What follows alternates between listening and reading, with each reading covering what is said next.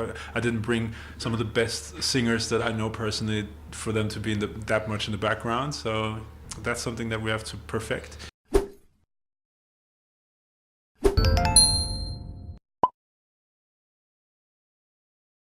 So, first rehearsal today must have been a very exciting day for you. How did it went? It was a really interesting experiences. First of all, like being on that platform, I didn't know what it would feel like, what it would look like. It was an amazing view from up there. It was a really a good place to start my performance. And back in the viewing room, it was my first look at what we planned for all these months. And I have to say, we're going in the right direction. I'm pleasantly surprised because you cannot expect that everything looks the way it does, the way you think it will, but it's getting there, yeah. You say we're heading in the right direction. What are the things that you still need to work on in the total performance? We need to tweak the balance of the voices. Also, they need to be much more prominent, I think.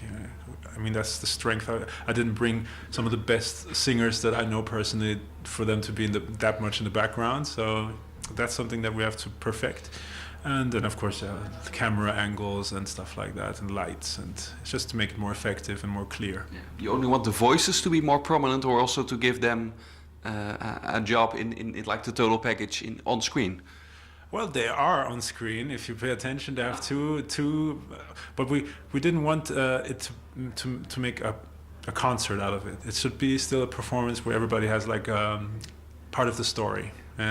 Is an ingredient to the story, so they will only be seen when they do something.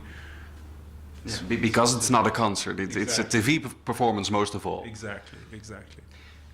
We have seen Austria rising in Eurovision in the last couple of years, even winning it, of course. What did that change for the country, for musicians in Austria, and the way they look at Eurovision?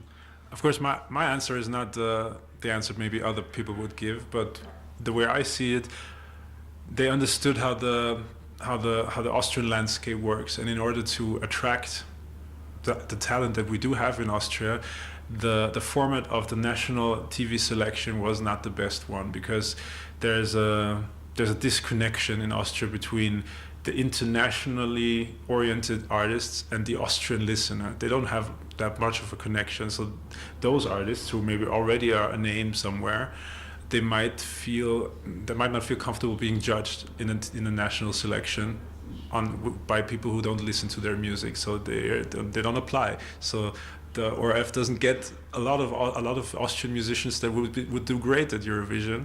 So it's better to approach them personally and just talk to them. See, this is what Eurovision is like now. It's totally inclusive, and there's a lot of quality acts there that you would totally fit to, and give them confidence in saying Eurovision is for you. You know.